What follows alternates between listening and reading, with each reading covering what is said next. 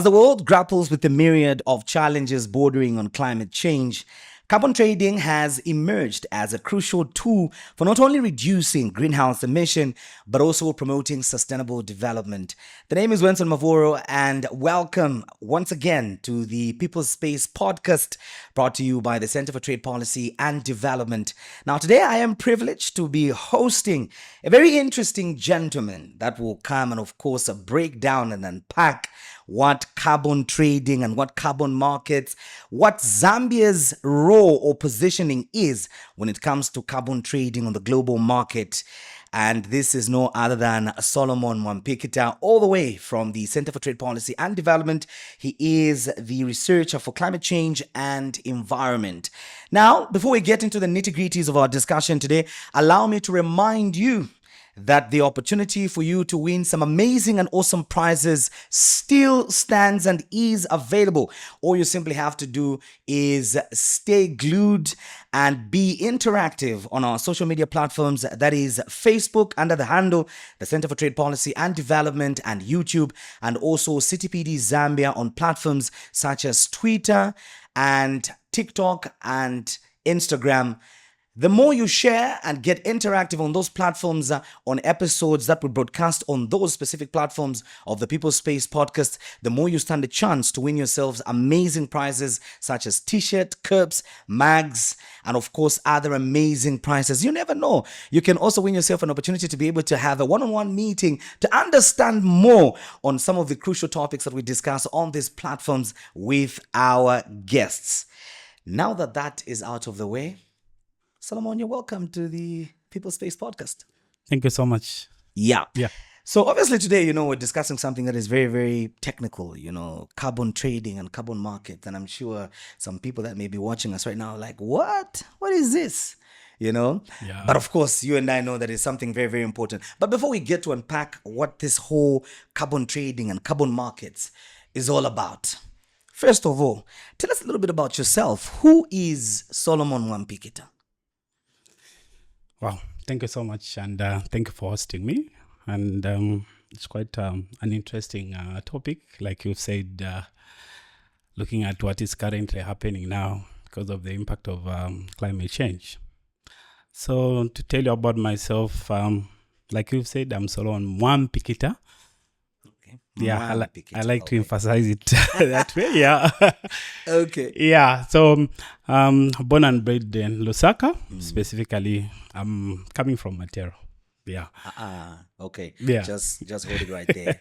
Okay. I think we've got two brothers from Matero on set. Yeah. Very much. Continue, sir. I will tell you afterwards about you. Okay, interesting. Since we come from the same mode, Uh-huh. your basketball days, Okay. Yeah. Okay. So like I've said, coming from Matero, I think I'm raised by a single parent, mom, and I think overall, education-wise, it's been Matero, from Matero Boys Basic to the Kamwala High School, and then there went to the University of Zambia. I think where I did environmental education. I think we were second cohort of the program at that time. And then afterwards, I think I've been in the space, civil society space for quite some time. Yeah, looking at experiences with Action Aid. We started the Activista group at the University of Zambia. I think going forward,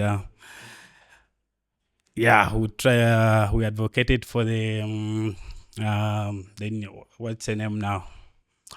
Which houses youths just opposite the University of Zambia. Oh, that place there. Yeah. I know the place there. Just right Yeah, opposite global, Greatest Road. Global something platform. here. Yeah. Global platform just here. I was I've one been of to the that people. place before. Yeah, I was one of the people who advocated for it to be established in Zambia. I think went to Denmark for some time, advocated for that, and then that's how it came. So the experience in terms of activism, advocacy, I think started from there. Aside from that, I think natural resources, that's where I'm more inclined in terms of advocacy and work aspect of it. So, yeah, on top of that, I did my master in water resources management from the Netherlands. That is IHE, Delft Institute for Water Education. Yeah, and at the moment, I'm currently serving as a lead researcher on climate change and environment at the Center for Trade Policy and Development. Okay. Now, you mentioned something about me that some people may not know, the issue of basketball. So let's also get to know a little bit about you. What are your hobbies, interests? What do you do when you're not researching about, sustainable development, the environment, and all these other critical issues that you do at CTPD? Yeah, I think for me, I enjoy football, watching and playing. Yes. Which position do you play? Defense, midfield. Yeah, I think all those, the back line in the midfield, that's where I usually play. Yeah. I think aside from that, I enjoy cooking very Interesting. much. Yeah. So I think it's something which, after having a long week, I try by all means to cook for my wife. By the way, I'm married. Interesting. Yeah. Okay. So I was waiting for that bit because I saw the ring. I was waiting for that bit. So, guys, hard luck. In case you had any intentions, sorry, tough luck. Huh? Yeah. So it's, I think, it's therapeutic for me. I think after having a long week, how it is. But when it comes to cooking, I enjoy so much. Okay. Yeah. Interesting stuff. Interesting stuff. So let's now get into obviously the meat of our conversation today. We are looking at, carbon trading and markets altogether. So as we set the tone for our conversation, just help us understand what exactly carbon credits trading and markets is all about. What is it? What is this animal? Yeah. When you start talking about this topic, Solomon, I'm sure you've met people that sometimes look at you with interesting eyes, like, what the heck are you talking about? Yeah. Should we even be interested in what you're saying? Yeah, it is quite interesting in the sense that it has got history behind it. I think looking at the impacts of climate change, like I said earlier, we've experienced them. I think the 2023-2024 season, we saw the impact of climate change, the drought situation, which I think we are still recovering from. I think it affected about 9.8 million people in Zambia, and then about 6 million wanted humanitarian wanted humanitarian aid. So you can see, and then out of maybe 116 districts, 34 districts were affected. So you can see the impact of climate change. And beyond that, there's need for resources. How do we now come to finance interventions? That's where now the carbon trading aspect come in. So looking at just the international legal frameworks, agreements, starting with the Kyoto Protocol, I think that's where it all started from. Yeah, 1997 Kyoto Protocol, where some countries under the clean development mechanism, countries, especially developing countries, were to earn credits if they tend to do projects which will prevent emissions of carbon dioxide to the atmosphere.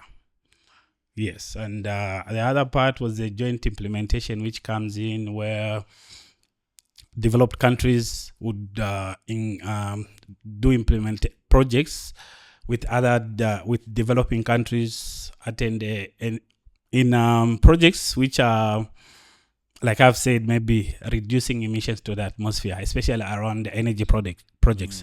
So that's where the credits aspect come in. So like coming to your question, I can simply say carbon trading is the sale of carbon, right? Carbon in the sense that we talk about carbon dioxide or its equivalent. Yes. So the market is simply where trading systems where carbon credits are sold. So carbon trading, it's a sale of carbon credits, right? And then the market aspect, you're talking about where the system where these carbon credits are sold, the market where they are sold. Okay. Yeah. Okay, interesting. So for us just to break it down a little bit further, Our guy who's watching us right now from George Compound, not very far from you and I, used to play from. And they're asking to say, okay, you've said this is a place where carbon is sold. If they're interested to sell this carbon, how do we break it down for them? Yeah, I think there are quite mechanisms which have been put in place. I think before I talk about the selling aspect, because this is where the main issue is when you talk about the carbon credits, right? So a carbon credit is simply a ton of carbon dioxide prevented or removed from the atmosphere. 1 ton of carbon dioxide or its equivalent prevented or removed from the atmosphere. Why? Because carbon dioxide is one of the gases which has been observed to cause climate change. It contributes to climate change. Let's talk about how it works now, right? So the carbon dioxide, once it is released in the atmosphere, it hangs somewhere in the atmosphere. Yes. So as it hangs in the atmosphere, it acts more like a blanket or a plastic, so to say. If you've seen those greenhouse gases, right? Yes. Because the concept is when heat comes in that greenhouse gas, it is trapped. So it controls the amount of heat, because if I look at the waves now from the sun, they are able to penetrate that plastic.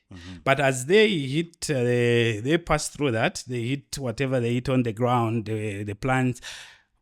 When they bounce back, the waves, they become weak. So they cannot penetrate the plastic.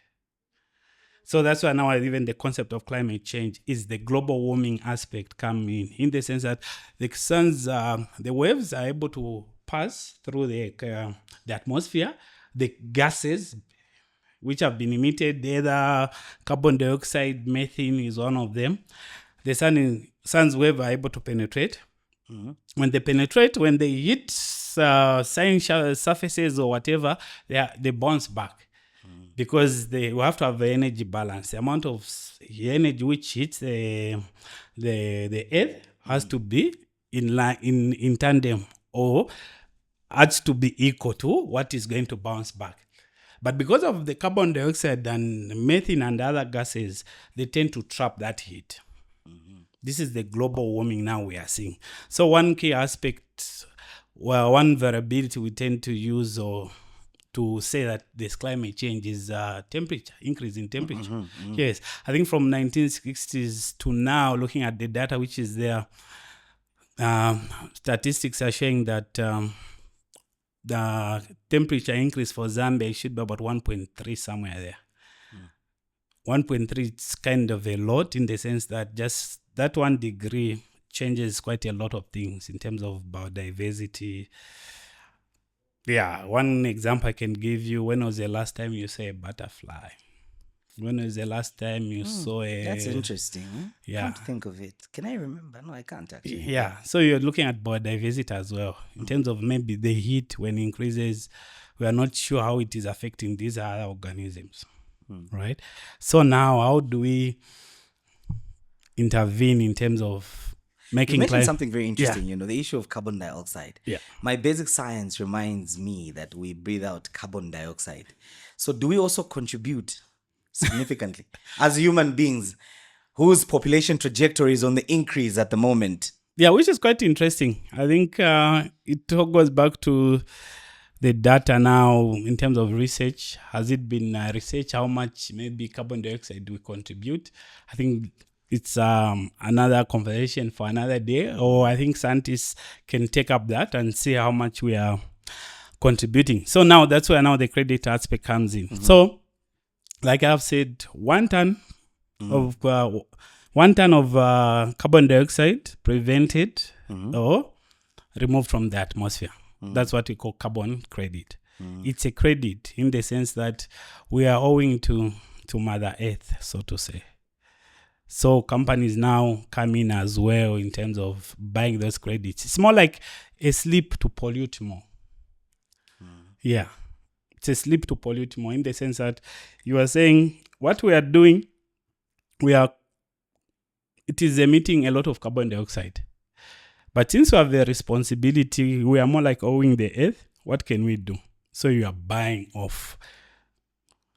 So there's a difference in terms of carbon credits and carbon offsets. Because offsets now come in the sense of companies, like I've said, where they feel since our operations are contributing or are emitting more carbon dioxide, or this is what we are doing, or even along the value chain, we are contributing to to climate change, or we are contributing carbon dioxide to the atmosphere, which is causing climate change. How can we come in to help prevent climate change, have the devastating impacts of climate change? Because the danger is that we don't know the impacts going forward. At least we've seen what is happening currently, but what are the impacts going forward? If the temperatures were to increase by 4 degrees, I think looking at UNFCCC reports, scenarios which have been given are quite scary in terms of what might happen. Already we've seen droughts, like for Southern Africa, Sub-Saharan Africa. The reports are showing that there will be more droughts, as well as rainfall patterns which are so short and intense rainfall periods, which is quite it has some impact, so to say, in the sense that if that short intense rainfall patterns continue, meaning groundwater will be affected, river systems will be affected. So you can see in terms of food security, water security issues at the end of the day, because there's actually a ripple effect of so many things. So many things. Okay. Yeah. So in Zambia, as you continue to break it down for us, when we talk about carbon markets, do we have such in Zambia, and perhaps how does it work?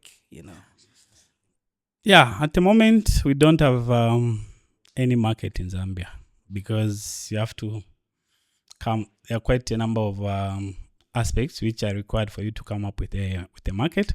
I think we've seen with the coming up of the enactment of the Climate Change Act, which one of the provisions talk about the inventory where carbon credits can be registered. Once these other players, the private sector or social enterprises who are involved in carbon credits projects, are able to submit those carbon credits to the government inventory, because it plays an important part when it comes to the agreements which we are part of, the Paris Agreement. Yes, which requires each and every country which is part of that to report on their interventions to prevent contributing to climate action. So under what are called nationally determined contributions. So it would help the government now to track in terms of how much carbon maybe we are preventing from going into the atmosphere. Yeah. So currently we don't have a market.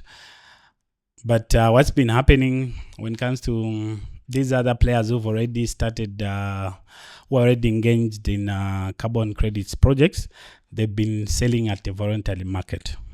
Voluntary market, because there are two markets, by the way.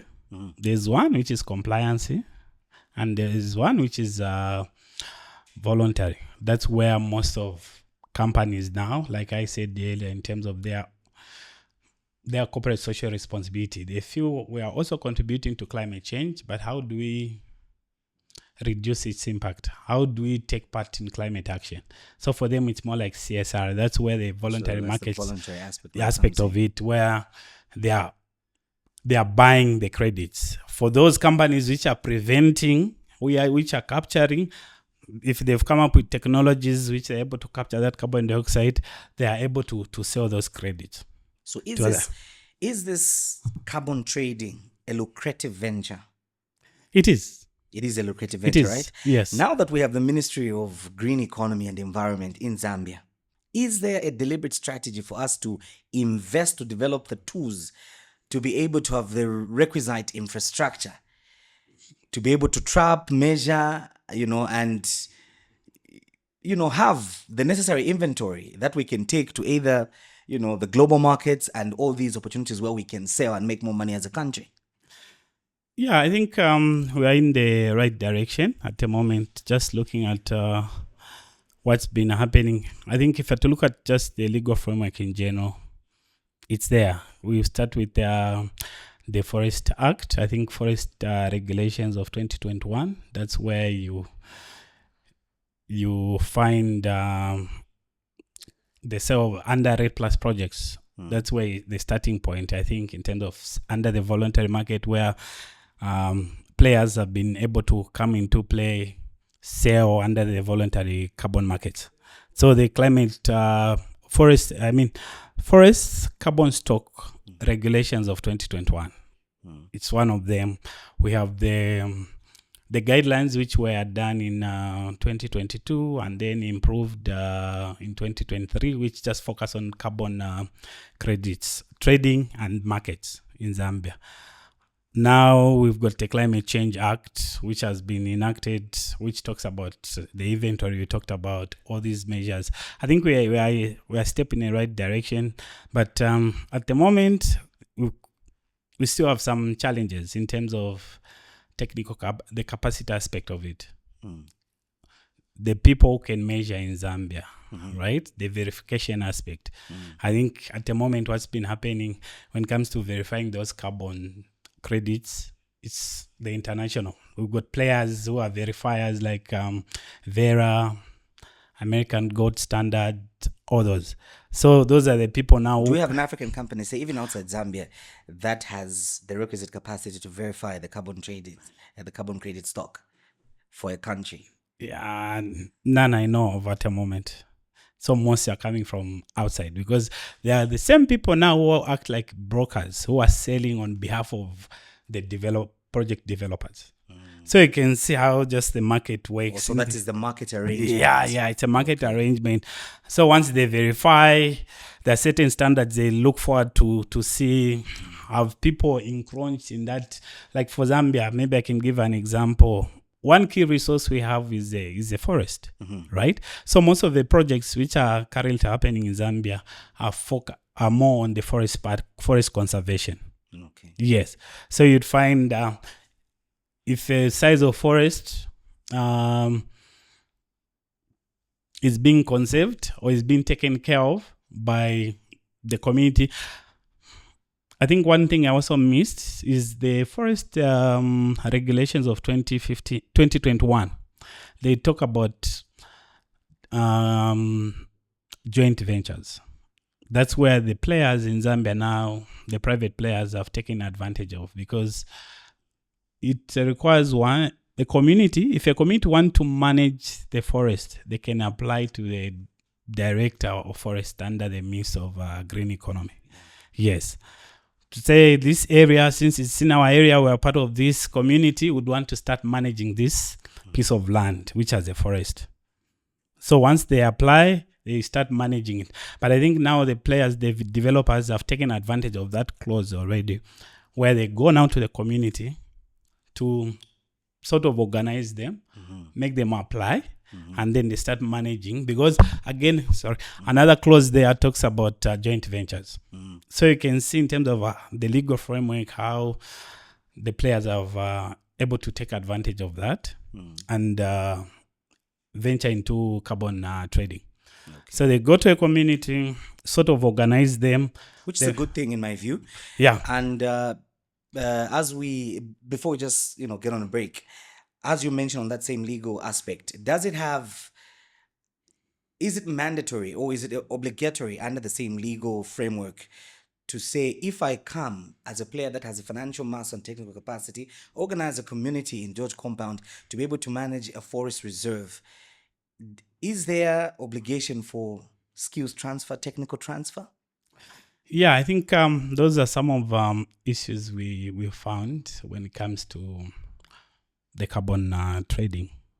Yes, in the sense that there are certain clauses which kind of, they are not there. So which is kind of difficult now. But because at international level where they are selling these carbon credits, it's a requirement. So they try by all means to engage with the communities, put up certain measures so that communities, because there's what they call co-benefits. Beyond conserving the forest, there are some benefits which at the end of the day, communities have to benefit. So what other benefits are coming from that forest conservation aspect? Okay. Yeah. So you are watching the People Space podcast, and today we are looking at a very interesting topic which has to do with carbon credits trading, and of course trying to understand the carbon markets themselves from both the local and international perspectives. And I'm privileged to be joined by Solomon Mwampikita. I hope I said that correctly. As you heard earlier on, he had to emphasize. But as earlier indicated, you have an opportunity to simply win yourself some amazing prizes that we are offering as the People's Space podcast, which range from mug cups, t-shirts, capes, and various other accessories that may serve as interesting memorabilia. But all you have to do to be able to win yourselves these amazing prizes is simply participate on social media platforms, Facebook under the handle the Center for Trade Policy and Development, and YouTube, and also CTPD Zambia on Twitter, TikTok, and Instagram.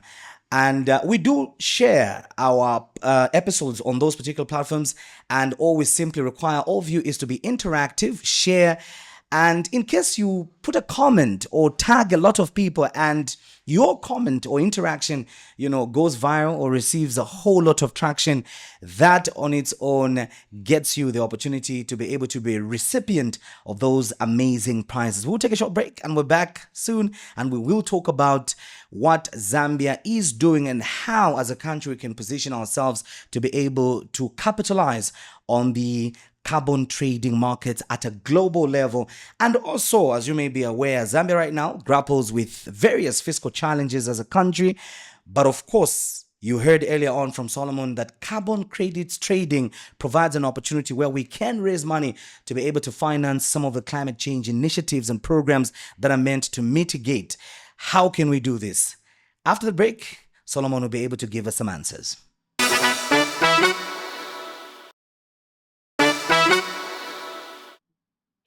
Welcome back to the People Space podcast with me, Wenson Mavora. Today we are looking at carbon credits trading and of course endeavoring to understand the carbon markets both from a local and international perspective. My guest is Solomon Mwampikita and is from the Center for Trade Policy and Development.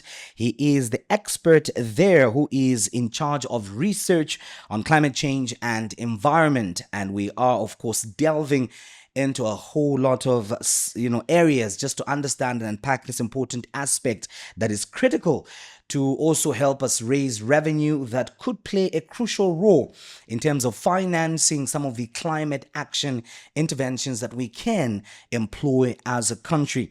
Now, Solomon, earlier on you mentioned before we went on a break that as a country we do not have a sort of established market that can be utilized fully to be able to leverage on opportunities that carbon credits trading can present for the country. So what strategy does Zambia have to be able to participate effectively and adequately on the international market when it comes to carbon trading? Yeah, I think it's to put things in place. Like I said earlier, the Climate Change Act is the step forward in the sense that the provisions which are there. One thing they have established under the Climate Change Act is the inventory, like I said, because that inventory is a step in terms of putting up the systems in place, because you have to know how much carbon credits do you have at the end of the day. How do you now sell to the market? What kind of market? How? Because already when it comes to the price aspect, it's kind of difficult in the sense that we depend on established markets to determine the price of 1 ton of carbon. because they're saying 1 ton of carbon is equivalent to 1 credit. Yeah. So now, when it comes to participating at international level, we have 1 ton of carbon. You know, I find this very, very interesting as somebody who's learning this from you. You know, so basically, when we talk about 1 ton of carbon, this is air that we're talking about, right? It's a gas, as you mentioned earlier on. You know, it's a gas. So, in simple terms, it's basically air. So when you say 1 ton, is there a scale? You know, I'm thinking, my mind is spiraling right now. How do you measure? Yeah, I think that's the key question now. How do you measure it? Takes us to the technical aspect of it now in terms of maybe remote sensing. You look at the size of, since we have forests in Zambia, the size of the land, right? The tree cover, the size of the trees as well. You look at the size of maybe, the leaves as well. Are they able to capture? You also look at the intact of the soil aspect of it. It's a myriad of things at the end of the day. I think that's where, when it comes to the technical know-how, we have a gap. Because when it comes to using remote sensing satellites, what kind of tools do we have we put in place? You get it? To measure that. Because from my experience when it comes to remote sensing, one example I can give is using remote sensing, using satellite in the agriculture field. With your naked eyes, you can see maybe all the maize looking green. But if I had to use remote sensing tools, maybe example I can give the free tools like QGIS. If you are to get the size of that land and use that, you would find that can tell you the area where water is lacking. Because, yes, you use the electromagnetic field, magnetic field, so to say. You get it? Anyway, it's more technical side of it. Yeah. So I'm trying to explain it, but it's something which you can use. But anyway, this is where water is lacking. So you, based on the size, water, we've got all those technicalities when it comes to the tool, which, it's quite involving. But if you have the right tools in place, we have the right experts, we can be doing that at local level. So in terms of just the measurement aspect, we are lacking on that. How do we now measure that? That's where we've seen all these the Vera gold standard who comes to verify now. Beyond using the tool, they come on the ground to see, is it really happening what we saw from above, and then you come on the ground. So like I've said, just one, they've agreed at international level now to put it to say, okay, 1 ton of carbon is equivalent to 1 credit. So if you have to say we've got 800,000 credits, carbon credits, right? So literally you're talking, we've got 800,000, you've measured 800,000 carbon dioxide, the amount, right? You get it? Are you getting it? No, I am getting it. Yeah. So that's how it is. Okay. It's simply carbon dioxide at the end of the day. The same air we breathe out, right? The same air, maybe when it comes to vehicles, I think the exhausts tend to release carbon dioxide most of the time. I think in Zambia we have the carbon tax, right? Yes, which we pay under RTSA, right? Yeah, it's one of them. So it's come back to climate action. And what are we doing exactly? And talk about to vehicles. Combat that? An interesting statistic I saw, subject to verification, and I'm being very careful. I'm saying subject to verification because I haven't seen any reputable research entity come out and say, this is, it. Yeah. But I remember reading somewhere where they were saying in Zambia, at some point, we had over 300 second-hand cars from Japan coming onto the Zambian market. So these are cars that obviously release carbon emission into the atmosphere. Okay, creating an opportunity for us to have this resource that that you mentioned earlier on. Once we address issues of the technical capacity and everything, we can actually begin to trap, for lack of a better term, or I don't know, harness, and be able to sell this, carbon credit. Interesting. But you said something very interesting. This carbon dioxide thing. It's basically air. It's basically a gas. But Zambian communities, how can they benefit from this important opportunity of carbon credits trading? Yeah, they can benefit, and we've seen so far in the areas where carbon projects or carbon credits projects are being undertaken. Because aside from just conservation aspect, comes in with this incentive. So how do you motivate? I think the main idea or purpose of carbon credits is to motivate people, right? Yes, to conserve the forest, to take care of our environment. So they've just incentivized that, in the sense that when you capture that carbon, we know, like I've said, carbon causes climate change, right? So at the end of the day, if we capture it, we remove it from the atmosphere, the more maybe we remove it from the atmosphere, the more maybe temperatures would just remain at where we are. Because at the moment, the target is just to remain at below 1.5 degrees increase at global level. Yes, on average. So now, when it comes to benefiting, the more, especially like for Zambia, most of the land is forest, right? Rural communities quite all right are there, but we've seen when it comes to charcoal burning, right? Deforestation, I think per year now it's increasing. We lose about 300,000 hectares per year, if I'm not mistaken. Yeah, it was around 250 to 300,000 hectares which we lose per year. So how do we ensure that we don't go beyond that? We've seen, because of charcoal burning, yes, timber, the logging aspect. I think the charcoal burning is one of the major problems, because it's kind of fast money. So communities already, we saw with the impact of the drought, we saw certain communities, they went back to cutting trees to sell to urban areas. With the load shedding and with the load shedding, also added that. So you can say, how do we ensure that? How do we stop these people, right? So if a certain amount comes to the local communities who are conserving that forest, it's a plus, in the sense that they will not go to cutting trees.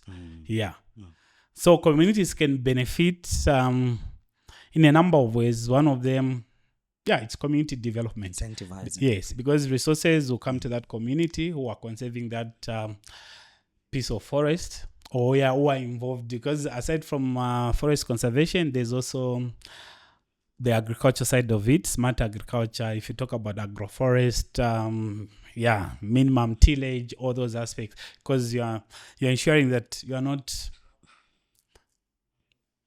when you dig, right, the carbon dioxide which is kept in the soil tend to be released.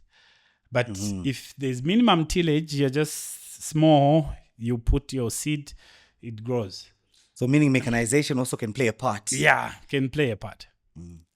Having explained, the strategy that Zambia can employ to be able to capitalize participation on the international market when it comes to carbon credits trading, there could be the majority of people that are watching us right now from different communities who are asking themselves to say, look, if there are opportunities, for example, as you mentioned earlier, where people can come, we engage in these joint conservation projects and be able to cash in on this, how can we do so?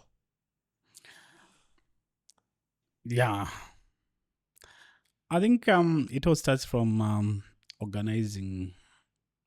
communities organizing themselves. Yes, in the first place. We have seen, I think, most projects are being done in rural areas. So when it comes to maybe a piece of forest which the communities feel they can manage, because it's one of the requirements under the Forest Act. Communities, if they feel they would want to manage that piece of forest, they can apply to the director of under the forest department, and then they can be given a permission to manage that. So in the first place, it's organizing themselves as well as putting structures in place. From there, it comes back to if they have the technical know-how, looking for the market, right? I think that's where the main gap is at the moment, where most communities, even just at national level, very few people have the technical know-how in terms of measurements, verification aspect of the carbon credits. I think we've seen the developers come into play now. We've got, I think in Zambia, we've got Comarco, we've got BCP, who've been working with the communities when it comes to conserving the forests or carbon credits projects. So, I think that's it in terms of how they can how they can do it, but also looking at the benefits. There are quite a number of benefits which communities can get from the projects. In the first places, community development as resources come through to the community or to that group. But beyond that, that forest is managed by the community. So definitely the man has to go to the community and they decide what things they would want to see at the end of the day. I think in some areas we've seen where communities have been able to venture into alternative livelihoods. I think this is one of the core benefits, like I said, which is being emphasized at international level to ensure that, because we are talking about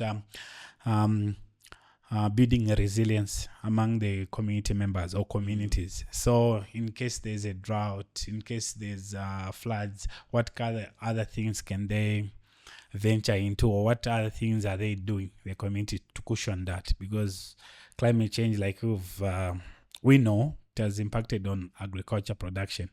So aside from that, what other things are they doing?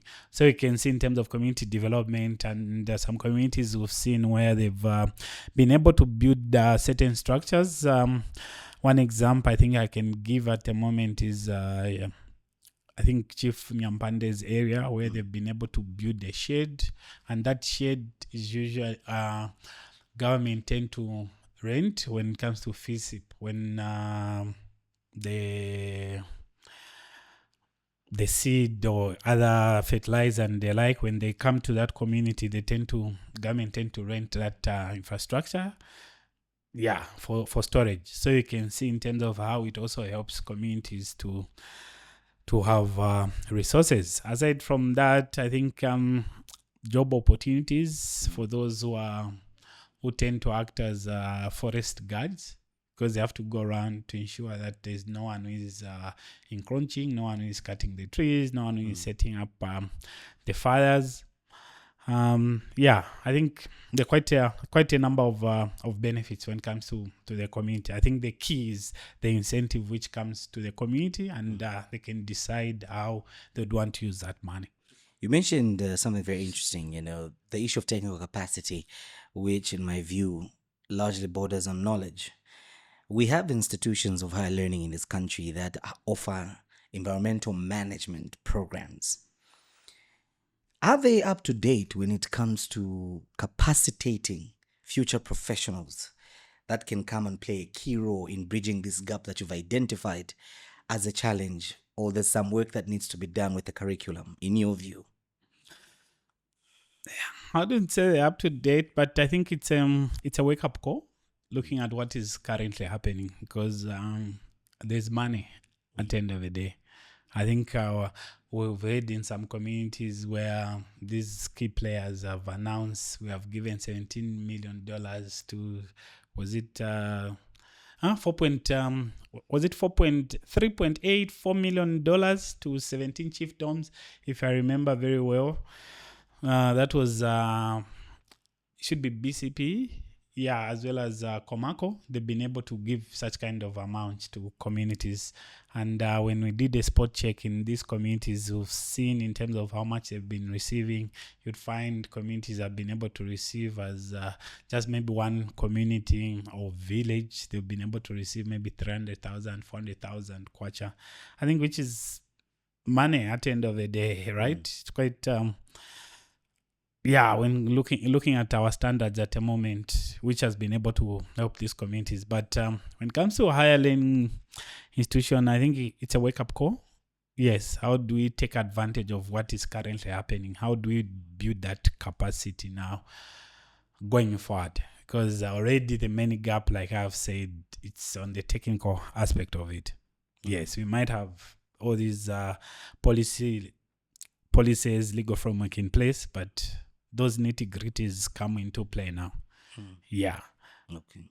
Sure. So when we look at the national, the 8th National Development Plan, one of the primary goals in there is sustainable development. And you can't talk about sustainable development without the key role that, carbon credits trading, plays, or carbon market plays in general.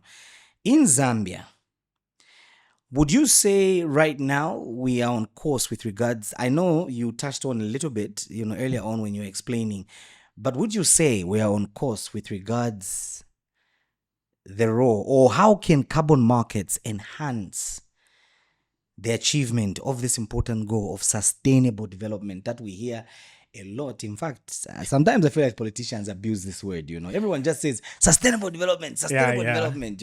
But when it comes to actually achieving this, what role does carbon credits trading or carbon markets play to achieving this? How important are they? Yeah, they're important in the sense that climate financing, I think from the discussions which have been happening even at international level, the many challenge we've had is climate financing. So if I to look at just adaptation fund, there are all these funds which have been established at international level. But the key challenge which has been there is to meet the targets in terms of the resources. I think $1 million per year is something, $100 million per year, something which has been spoken in many forums. But does that money, are we able to find those resources? Have people contributed? I think that is one of the challenges which has been there.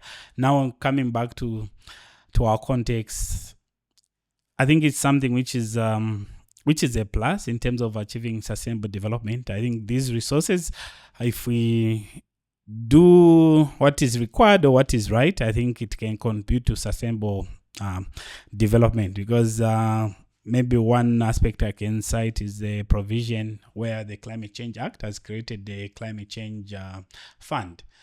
But the question now which comes is, when resources are injected into that fund, will resources be directed to climate action? Yes, I think those are some of the questions which we have. We've seen when it comes to these other funds in certain legal frameworks, environmental fund, under the mining,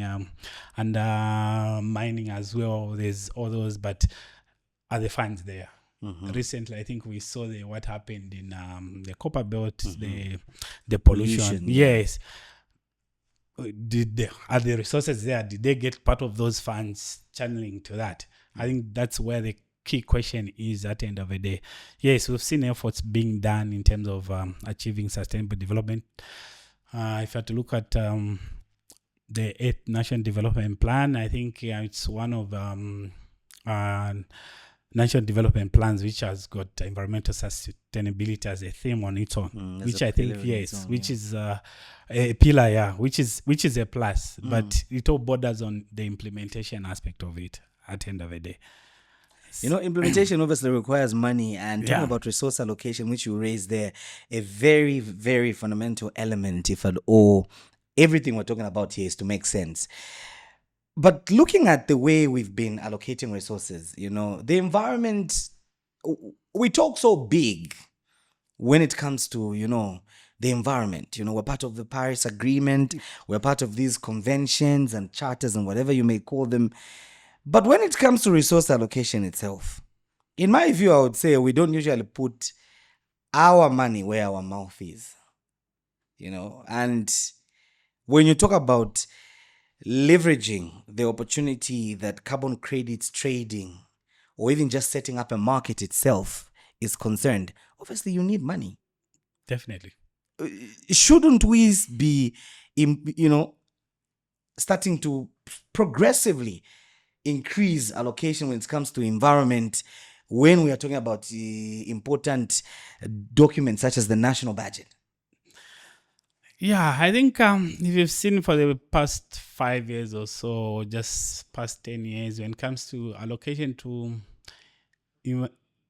environmental side or environmental sustainability in our national budget has been below 1%, right? Yeah, I think on average it has been below 1%. It's always 0. Yeah, 0.6. Yeah, 0.9. When they go, you find it reaches around 1%. So you can see in terms of we have not done our part in terms of taking deliberate efforts. I always say when you disturb the environment or you hate the environment, it hammers you twice. Yes. Already we've seen in terms of the drought situation which we've had already. We've seen in certain areas like Southern Province, I think Gwembe area, if you are to go there around September, October, it's a sorry sight, right? Because you find most streams are dry completely, right? So we've not taken deliberate efforts to ensure that we allocate funds towards environmental sustainability, but just in general climate action. Most of the time we've been waiting for the donor community to come in. Already we've had issues about the amount which came in to mitigate the impacts of the drought, but at the end of the day, we have not taken it seriously to ensure that we allocate rightful resources towards climate action. One example I think I can give, which we still have a question when it comes to government now coming in the carbon credits projects. I think you might have heard of the Eastern Province Jurisdiction Program, where government now is coming in to be involved in carbon credits projects. And the fund now, the resources will be from whatever they will be. In fact, government has signed MOUs with Norway and Finland. Yes. So now, because they're activating Article 6.2 of the Paris Agreement, where countries now can sell at national level when it comes to carbon credits. Yeah. So the inventory I talked about, those who want to sell under compliance market, which is at government level, they'll be taking their credits in the inventory, and then government sells on their behalf to the outside, right? So we've seen already the interest by Norway and Finland. But the key question which comes is, quite right, they can buy these credits when resources come. Are they going to be channeled to the right communities, right? If I have to look at just the communities, maybe when those resources come, are they going to reach the communities which are conserving, which are taking part in in that program? Yeah. Already we've seen fiscal deficits. Yes, fiscal deficits also again pose a different challenge altogether. But anyway, as we get to wrap up our conversation, Solomon, due to the interest of time,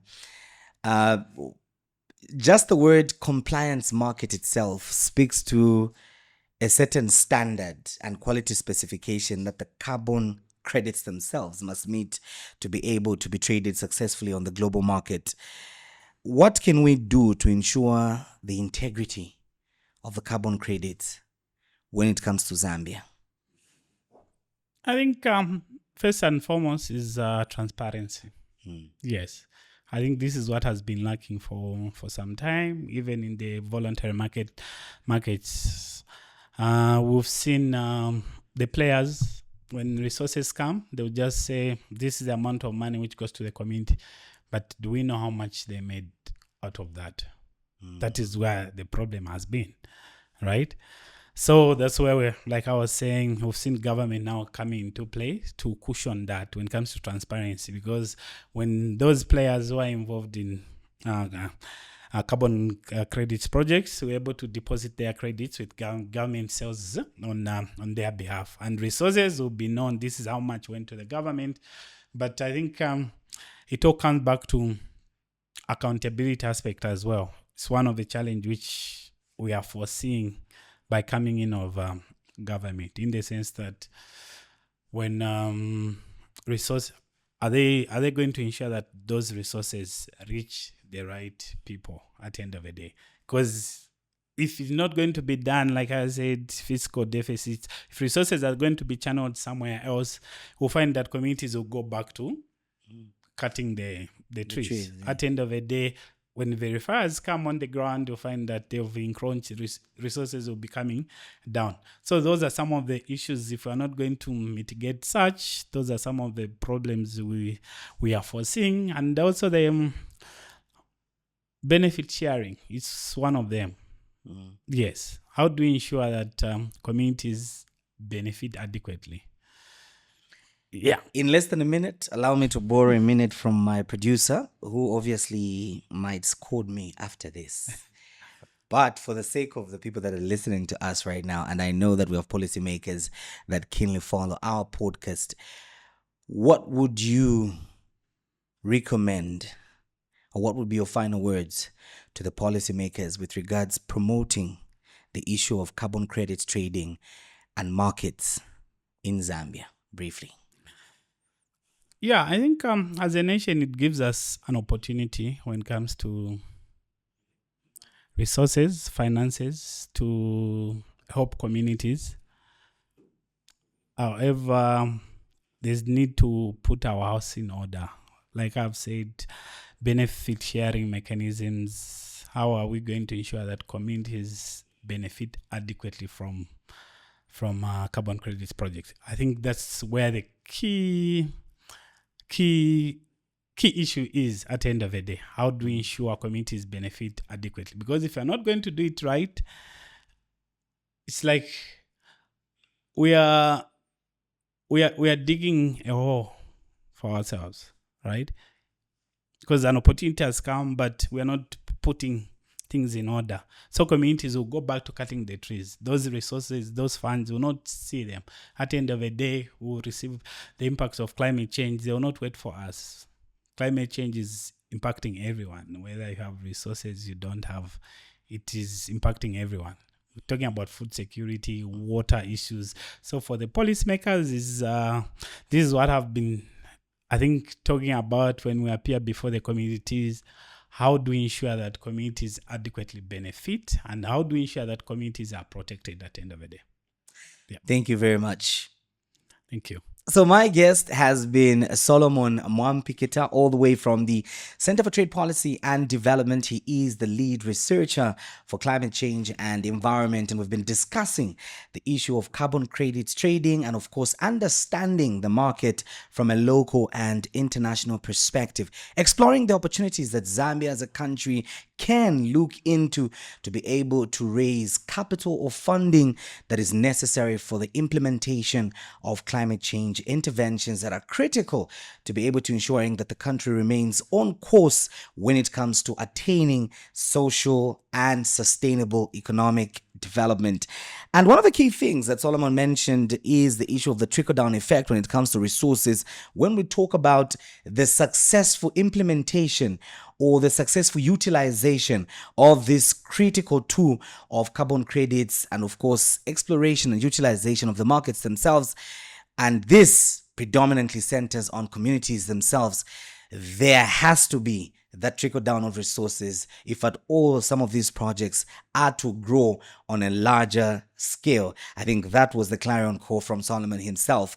And to those of you that have been watching and following keenly the People's Space podcast, Again, let me remind you that there is an opportunity for you to win various amazing prizes that you do not want to miss out on. We are talking about mug caps, t-shirts, and of course, other interesting accessories that I would not want to preempt, but leave it up to you to be able to ensure that you can win and be able to enjoy for yourselves.